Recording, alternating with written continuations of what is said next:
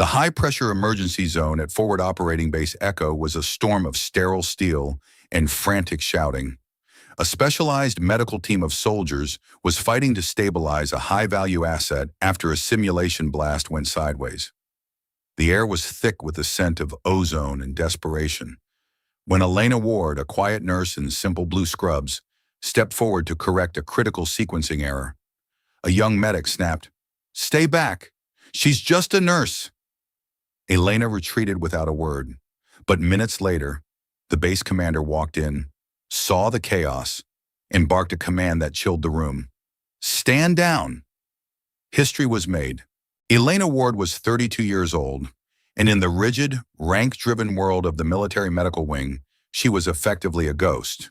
She was a civilian contractor, assigned to provide support during the high-stakes tactical training cycles at Base Echo. To the soldiers and elite medics who moved with a practiced, aggressive speed, Elena was just a pair of hands, a background character meant to clean the trays, prep the gauze, and stay out of the way of the real operators. They saw her as competent, perhaps, but fundamentally secondary to the hierarchy of the stars and the tabs. Metropolitan Military Medical was a cathedral of discipline. Everything followed a chain of command that was carved in granite. The senior medics were the gods of the field, and the nurses were the infantry who simply followed the cadence. The air at the base always smelled of desert dust, burnt jet fuel, and high-grade antiseptic. It was a place where miracles were expected and failure was documented in triplicate. Elena moved through this environment like a ghost in the machine, her footsteps silent on the polished linoleum. She arrived early for every shift, not to chat in the break room, but to check the inventory of the trauma kits herself.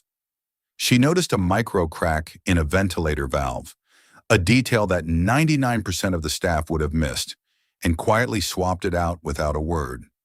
She didn't seek credit. She only sought perfection in the mission of keeping souls anchored to the earth. She understood that the military culture valued the loudest bark, but she knew that in the silence of the detail, lives were either won or lost. She played her part perfectly. She was the ghost in the machine, moving through the facility with a grace that suggested she was measuring the atmospheric pressure of the room rather than just walking through it. She didn't seek the spotlight. She didn't care about the lack of a formal salute. She only cared about the rhythm of the life on the table. She had spent years in places where titles were stripped away by the sound of gunfire in the heat of the desert, and that experience had left her with a calm that most people mistook for a lack of ambition.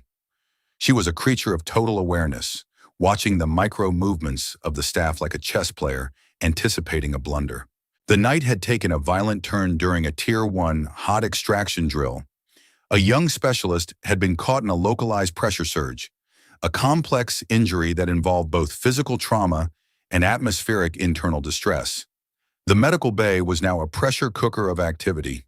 3 combat medics, led by a cocky sergeant named Miller, were swarming the gurney. Miller was fast, explosively fast, but his adrenaline was peaking at a level that was starting to blind him to the nuances of the patient's vitals. He was used to the loud trauma, gunshots, and shrapnel, not the quiet, treacherous shift of internal gases. Elena stood at the perimeter, her eyes locked on the monitor. She watched the dust motes dancing in the heavy air, each one a tiny witness to the rigid, unyielding structure of the base. She saw a subtle, rhythmic lag in the patient's cardiac wave that didn't match the blood pressure readings.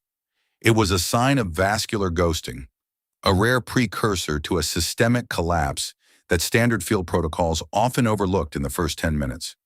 She knew that if they proceeded with the standard saline push now, the heart would enter a refractory loop it wouldn't come back from. She stepped forward, her voice low and steady, attempting to offer the correction. "Sergeant, we should delay the fluid push and adjust the thoracic angle first. The rhythm is off." Miller didn't even turn his head. His eyes were fixed on his own hands as he prepped a needle. "Not now! We're in a critical window," he barked. He saw a woman without a uniform or a high-ranking badge. He saw someone he deemed out of line. A teammate nearby looked at Elena's simple ID badge and added the stinging dismissal that silenced the room. "Stay back, Elena. She's just a nurse. Let the specialists handle the primary line." The room went stone cold. The other nurses looked down, uncomfortable but unwilling to challenge the medic's vocal authority. Elena didn't flinch. She didn't argue, and she certainly didn't try to defend her ego. She didn't explain that she had spent 8 years as a lead clinical coordinator for the shadow divisions, or that she had authored the very manuals Miller was currently misinterpreting. She simply pulled her hands back, tucked them into the pockets of her scrubs, and retreated exactly 3 steps into the shadows of the corner. She stood perfectly still, her green eyes remaining locked on the patient. She knew they were judging her by her title and her silence. They assumed that because she wasn't shouting or wearing medals, she didn't understand the gravity of the battlefield. In their world, social value was measured by volume and rank. In Elena's world, it was measured by the life that stayed in the body. She was the anchor they were too blind to see, waiting for the moment when the noise would finally fail, and she knew that moment was coming in exactly 3 minutes. She was the code whisperer, and the machine was about to break. If you think people are often underestimated by title alone, comment, that is unfair. The emergency bay was now vibrating with a frantic, uncoordinated energy. The fog of war had descended on the medical team. Miller was barking orders for more equipment, but the information flow was becoming jagged and broken. They were doing everything by the book, following the standard algorithms taught in every basic medic program. But they were reading the wrong chapter for a man who had been subjected to an atmospheric surge. The system was functioning, but the context was missing. And in trauma, context is the difference between survival and a statistics report. The patient, a young corporal named Hayes, was beginning to drift. His breathing was becoming a ragged, wet sound that signaled the onset of a refractory shock loop. To Miller and his team, this looked like a simple respiratory failure. They prepared to force the intubation, which would have been a lethal mistake in Hayes's current pressure-sensitive state. The fluorescent lights hummed with a low-frequency buzz that felt like a drill boring into the collective consciousness of the medical team, making every second feel like an hour. Elena watched from the shadows, her mind running through a high-speed simulation of the patient's internal anatomy. She saw the lag in the monitors that the medics were ignoring. She saw the corporal's fingernails turning a mottled purple, a sign of silent cyanosis. It was a sign that the oxygen wasn't just low. It was being physically blocked by internal atmospheric pressure that the intubation wouldn't fix. If they pushed that secondary sedative now, his heart would enter a refractory period it won't come back from. The air in the room felt heavy, as if the oxygen itself was being consumed by the collective panic. The medical fog of war had descended on the room. It's a psychological state where the brain, overwhelmed by too many conflicting signals, starts to ignore the critical data in favor of the loud data. Miller was staring at the heart rate, but he was ignoring the skin temperature. He was shouting for meds, but he was ignoring the rhythm of the corporal's lungs. He was throwing hammers at a problem that required a needle. He was trying to dominate the injury with volume, not realizing that trauma is a conversation, not a conquest. She wanted to speak. The words were on the tip of her tongue. Vent the thoracic cavity first. Adjust the sequence. Stop the saline push. But she remembered Miller's command. Stay back. In a military-run zone, breaking the chain of command during a critical procedure is a dangerous move. If she spoke now, Miller would only shout louder to cover his own growing insecurity. He was staring at the heart rate, but he was ignoring the skin temperature. He was shouting for meds, but he was ignoring the rhythm of the patient's lungs. He was throwing hammers at a problem that required a needle. She realized that speed without awareness is just a faster way to fail. She saw the 3-millimeter lag in the rise of the right chest wall. It wasn't a heart problem. It was a tension leak from the simulation blast. The atmosphere was becoming toxic with ego and misplaced urgency. The medics were relying on their confidence as armor, refusing to believe that a civilian nurse could see something they missed. They were ignoring the warnings because listening would mean admitting they didn't have total control over the fate of their brother. They were looking for a hero with a title, ignoring the master with the truth. Miller's forehead was drenched in sweat, his hands fumbling with the intubation kit as the reality of the situation began to slip through his fingers. Elena realized that speed without awareness is just a faster way to fail. She saw the 3 millimeter lag in the rise of the right chest wall. It wasn't a heart problem. It was a tension leak from the simulation blast, and the window was closing fast. Her hands, previously tucked away, were now moving with a predatory efficiency in her mind, mapping the procedure she knew was necessary. She stood like a stone in the middle of a raging stream, her breathing deep, rhythmic, and even, mirroring the profound stillness of a desert at midnight. The men around her were still vibrating with the frequency of panic, but Elena was a fixed point, a lighthouse in the middle of a gale. She reached into the supply cart behind her and quietly prepped a specialized decompression kit, keeping it hidden in the palm of her hand. She wasn't waiting for permission anymore. She was waiting for the moment when the truth would become the only currency that mattered. The monitor began a high-pitched, discordant scream as Hayes's heart rate bottomed out. Miller froze, his hands hovering over the patient's chest like a pianist who had forgotten the next note. The silence that followed the alarm was deafening. The system had failed, and the experts were finally running out of noise. This was the moment where titles end and reality begins. The moment where the master is ready, but she was still in the dark. If you realize timing matters as much as knowledge, comment, "I was wrong." The heavy double doors of the medical wing swung open with a thud that seemed to push the air out of the room. Commander Vance, a man with hair the color of iron and a reputation for being the coldest, most precise tactician in the service, marched in. He was a man whose service record was a litany of iron-fisted decisions and tactical victories. He didn't look at the Admiral.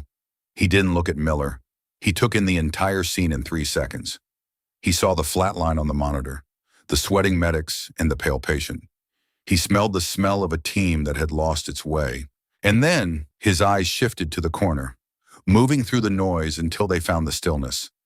He saw Elena Ward. The air in the room seemed to change instantly. Vance didn't move toward the patient first.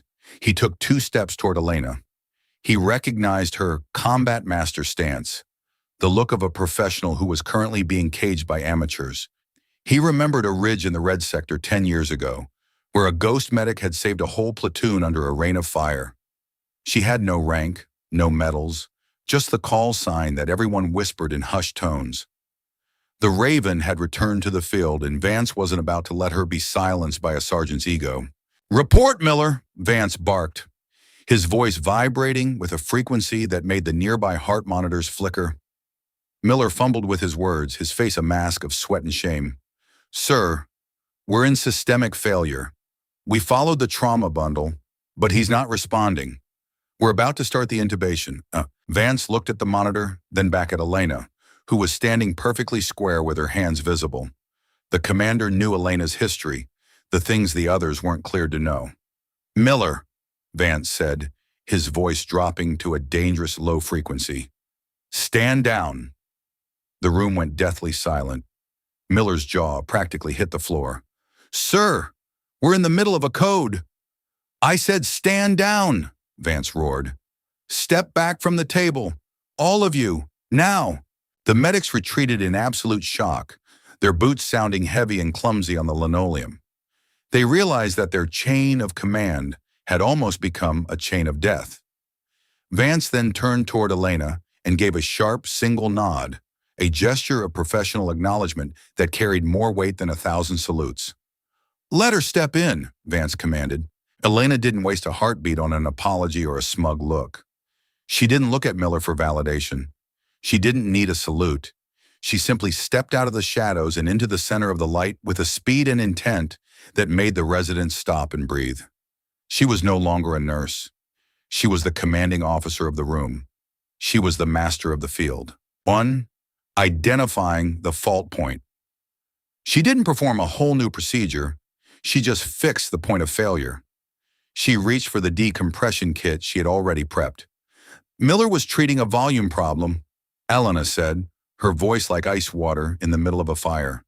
"But the corporal has an atmospheric lock in the thoracic cavity. The saline was just drowning his heart. He's hypoxic because the core pressure is mirroring the simulated environment from the drill." 2. Adjusting the sequence. She felt the space between the ribs with a mechanical, cold precision. She drove the needle into the chest wall with a sharp, practiced thrust. A sharp, audible hiss of trapped air, like a tire blowing out, whistled out of the patient's chest. It was the sound of a life returning. On the monitor, the flat line began to spike instantly. 10, 20, 60, 80, 3 synchronizing the team. Miller stopped the push, titrate the O2 to 5 liters, and adjust the PEEP to 10. Now. It wasn't a request. It was a directive from a higher authority. Miller, terrified and humbled, obeyed instantly. His ego completely vanished in the presence of a master. He realized he wasn't looking at a subordinate. He was looking at the woman who wrote the textbook he studied. And for the first time, he saw the depth of the ocean he had been splashing in. In those few minutes, the medical bay was a masterclass in clinical perfection. The situation was stabilized. The patient was coming back from the abyss. Elena stood by the bed, her hands steady, her expression as neutral as a stone wall. She had dismantled the room's ego-driven hierarchy in under 60 seconds, not by shouting louder, but by being the only person who knew the rhythm of the storm. She adjusted the secondary lines with a rhythmic grace that made the previous chaos look like a distant, bad dream. Vance stood by the door, his arms folded, watching Elena work with a look of profound respect. He had seen her save entire platoons in the desert without a single sterile drape. Seeing her save a trainee in a fully equipped bay was like watching a master pianist play a simple scale. The silence that followed was different than before. It wasn't the silence of panic. It was the silence of total, unadulterated realization. Truth had arrived. Truth had been served with surgical precision. The room was finally breathing in sync with the master. If you believe real leadership is knowing when to step aside, comment, "I am indebted." The remainder of the shift passed in a heavy, reflective silence that hung over the medical wing like a protective shroud. Corporal Hayes was moved to the ICU with strong vitals and a clear path to recovery. The tension in the bay had faded, replaced by a strange, quiet energy as the staff began to clean up the wreckage of the crisis. The medical fog of war had lifted, leaving behind the wreckage of broken assumptions. The base felt different now, as if a new anchor had been dropped in the storm. The hospital at 4 a.m. is a strange, liminal space where the line between life and death feels remarkably thin.